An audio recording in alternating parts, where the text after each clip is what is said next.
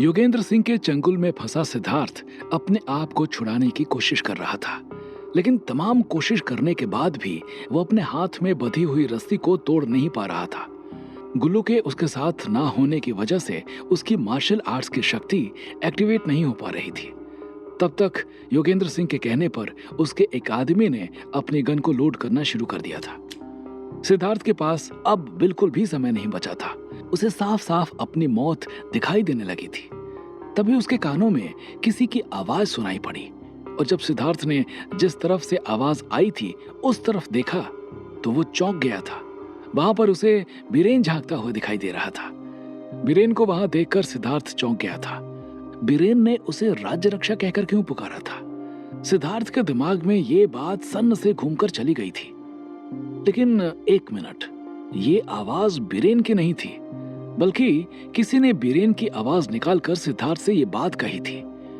सिद्धार्थ इस बात में कुछ और सोचता कि तभी उसके निगाह बीरेन के पैरों के पास चली गई थी। वहां पर गुल्लू बैठा हुआ था, जो अपनी गोल गोल आंखों से सिद्धार्थ को देखे जा रहा था।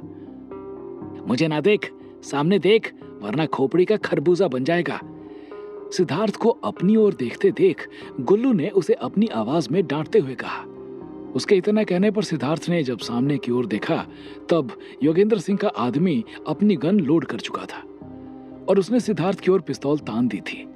लेकिन इससे पहले कि वो ट्रिगर दबाता कि सिद्धार्थ एक झटके के साथ उठा और हवा में अपने दोनों हाथों को उठाते हुए अपने हाथों में बिजली पैदा की और उसके पेट पर एक बहुत जोर का मुक्का जमा दिया था। उस मुक्के के पड़ते ही वो आदमी हवा में उड़ते हुए जाकर योगेंद्र सिंह के बगल से निकलते हुए नीचे जमीन पर टकरा गया था। योगेंद्र सिंह ने इससे पहले ऐसा सीन सिर्फ फिल्मों में देखा था, इसलिए उसके तो होश ही उड़ गए थे। उसे अपनी आंखों पर यकीन नहीं हो रहा था। इधर सिद्धार्थ ने योगेंद्र सिंह के आदमी को मुक्का जड़ा और उधर इंद्रनगर में जो राज्य रक्षक का जीवन दीप टिमटिमा रहा था वो फिर से अपनी रौ में जलने लगा था। उसको अपनी रौ में जलते देखकर कुलगुरु विचित्रवीर के जान में जान आ चुकी थी। उन्होंने आश्रम के बाहर बैठे युवराज रुद्रदेव को यह जानकारी दी और कहा, राज्य रक्षक के ऊपर जो खतरा मंडरा रहा था वो जा चुका है, लेकिन हमने जो योजना बनाई है हम उसी के अनुरूप काम करेंगे। हमें यह पता लगाना ही होगा कि देवयानी कहाँ है। राज्य रक्षक के सुरक्षित होने की बात सुनकर युवराज रुद्रदेव के चेहरे पर फैली हुई चिंता की लकीरें भी मिट चुकी थी। उन्होंने कुलगुरु को प्रणाम किया और वहां से निकल गए थे। उन्हें अब कुलगुरु की बताई हुई योजना पर काम करना था। अपने एक आदमी को मारा जाता देखकर योगेंद्र सिंह का खून खौल गया था। उसने अपने कई आदमियों को एक साथ सिद्धार्थ के ऊपर हमला करने को कहा, लेकिन सिद्धार्थ की पावर एक्टिवेट हो चुकी थी। उसका सामना 10 तो क्या 100 आदमी भी नहीं कर सकते थे। सिद्धार्थ के द्वारा अपने आदमियों को पीटता हुआ देखकर आरती सिंह ने वहां पड़ी योगेंद्र की पिस्तौल उठा ली थी और उसे ले जाकर वहां बधी हुई सुकृति के कनपटी के ऊपर रख दी थी। बहुत हुआ तुम्हारा ड्रामा, चुपचाप घुटनों के बल बैठ जाओ वरना इसकी खोपड़ी उड़ा दूंगी। आरती गुस्से के साथ सिद्धार्थ की ओर देखते हुए बोली। सुकृति के कनपटी पर बंदूक रखी देखकर सिद्धार्थ रुक गया था। बहुत बड़ा मार्शल आर्टिस्ट समझता है अपने आप को। अभी बताती हूँ कि असली ताकत क्या होती है। इतना कहकर आरती सिंह ने सुकृति के सिर पर रखी हुई बंदूक का ट्रिगर दबा दिया था, लेकिन इससे पहले कि गोली निकलकर सुकृति के सिर से टकराती, आरती सिंह के सीने पर 2 पैरों का जबरदस्त वार हुआ और वो छिटक कर दूर जा गिरी। वो वार और किसी ने नहीं बल्कि बीरेन ने किया था, लेकिन गोली चल चुकी थी और धाय की आवाज होने के बाद वहां सन्नाटा छा गया था और वहां पर सिर्फ बीप जैसी एक कंटिन्यू आवाज सुनाई दे रही थी।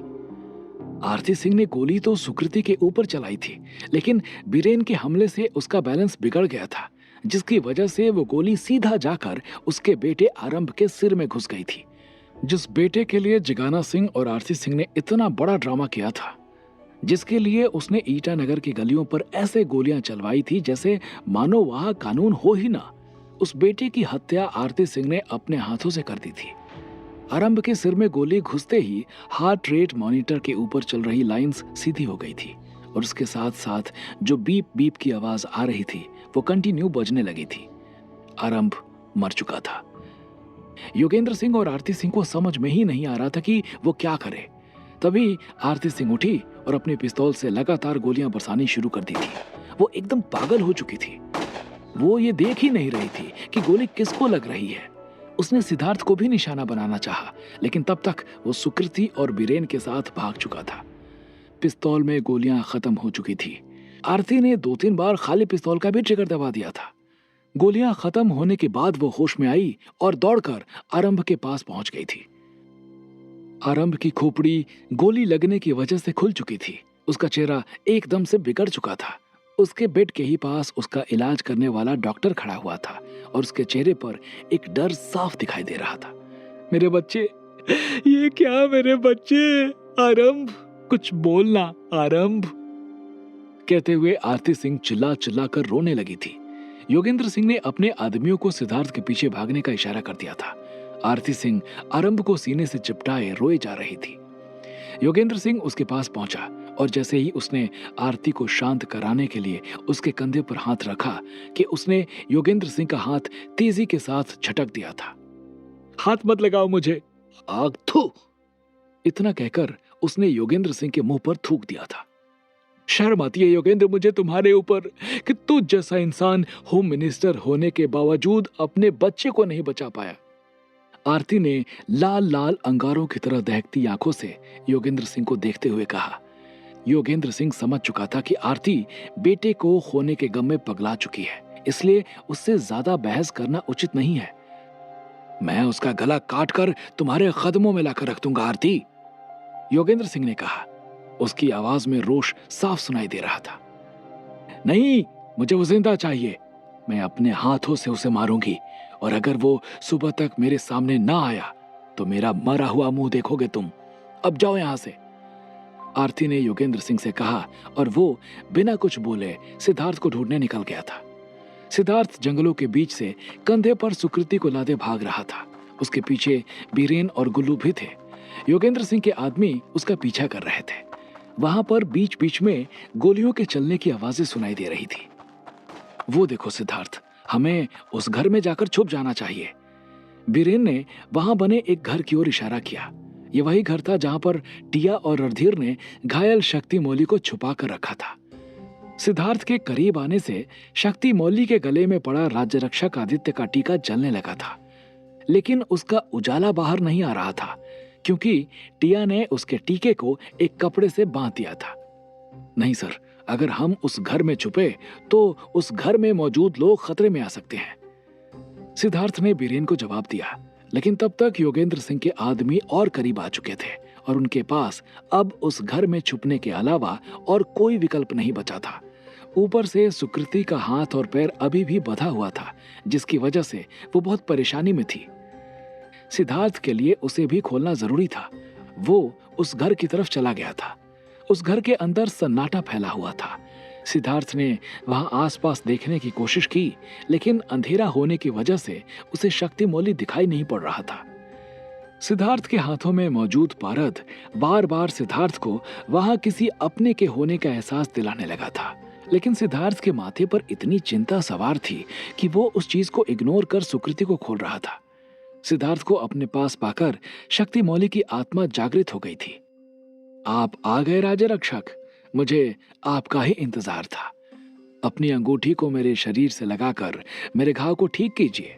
उसके बाद हमें इंद्रनगर निकलना है क्योंकि इंद्रनगर खतरे में है, शक्ति मौली की आवाज ने सिद्धार्थ से कहा। लेकिन सिद्धार्थ को वो आवाज सुनाई नहीं दी क्योंकि उसके पास अभी आत्मा से बात करने की शक्ति ने जन्म नहीं लिया था। सिद्धार्थ से इतना कहने के बाद शक्ति मौली को लगा था कि सिद्धार्थ उसकी बात सुन लेगा, लेकिन जब सिद्धार्थ ने उसे कोई जवाब नहीं दिया तो वो परेशान हो गया था। उसने सिद्धार्थ को अपने शरीर की तरफ धक्का देना चाहा, लेकिन उसकी आत्मा सिद्धार्थ के शरीर के आर पार हो गई थी। अब शक्ति मौली छटपटाने लगा था क्योंकि राज्य रक्षक सिद्धार्थ उसके पास मौजूद था और वो चाह कर भी उससे कुछ भी नहीं कह पा रहा था। सिद्धार्थ ने जब सुकृति का हाथ और मुंह खोला तो सुकृति करणवीर के बारे में सोचकर जोर से रो उठी थी।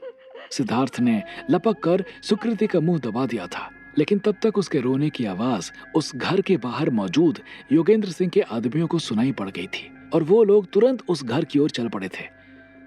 हमारा पीछा हो रहा है सुकृति, सिद्धार्थ ने फुसफुसाते हुए कहा। उसके इतना कहने पर सुकृति खामोश हो गई थी। योगेंद्र सिंह के आदमी रणधीर के घर के सामने पहुंच चुके थे। उन्होंने घर के दरवाजे को धक्का देकर खोल दिया था और टॉर्च लेकर इधर उधर सिद्धार्थ को ढूंढने लगे थे। सिद्धार्थ छुपते छुपाते उसी कमरे में पहुंच चुका था जिस कमरे में शक्ति मौली को लिटाया गया था। वो शक्ति मौली से बस कुछ ही कदम की दूरी पर था। सिद्धार्थ का हाथ शक्ति मौली के शरीर के पास जाकर रुक गया था। शक्ति मौली की आत्मा ये सब देख रही थी। एक बार अपनी अंगूठी को मेरे शरीर में छू जाने दो राज्य रक्षक, उसके बाद आप देखो मैं इन विधर्मियों का क्या हाल करता हूं। शक्ति मौली की आत्मा ने सिद्धार्थ के पास जाकर कहा। सिद्धार्थ का हाथ बार बार उसके शरीर के आसपास घूमकर रह रहा था। सिद्धार्थ के हाथ में मौजूद पारद भी उसे इशारा कर रहा था, लेकिन योगेंद्र सिंह के आदमियों के वहां होने की वजह से सिद्धार्थ का दिमाग सिर्फ उनसे बचने में लगा हुआ था। वो इन इशारों को समझ ही नहीं पा रहा था।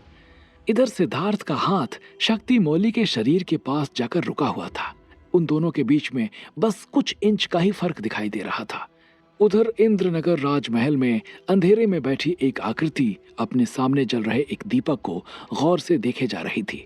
उस दीपक की रोशनी का रंग लाल दिखाई दे रहा था। अधूता तक खबर भिजवा दो, शक्ति मौली ने राज्य रक्षक को ढूंढ लिया है। उस आकृति की बात सुनने के बाद एक पुरुष जिसने अपने चेहरे को ढका हुआ था, वो राज्य रक्षक की खोज में निकले अधूता तक ये बात पहुंचाने के लिए निकल पड़ा था। इधर योगेंद्र सिंह के आदमी बढ़ते हुए उस कमरे तक आ गए थे। सिद्धार्थ एकदम से शक्ति मौली के शरीर के पास पहुंच चुका था। उसने अपना हाथ पीछे लिया और उसकी अंगूठी शक्ति मौली के शरीर से टकराने के लिए चल चुकी थी। क्या सिद्धार्थ का हाथ टकरा जाएगा शक्ति मौली के शरीर से और उसकी जिंदगी ले लेगी यहां से एक नई करवट? और कौन है वो आकृति जिसने अधूता को दी है ये सूचना? क्या होंगे इन सभी सवालों के जवाब? हमें कमेंट करके जरूर बताएं और आगे की कहानी जानने के लिए सुनते रहिए भूमिपुत्र, सिर्फ पॉकेट एफएम पर।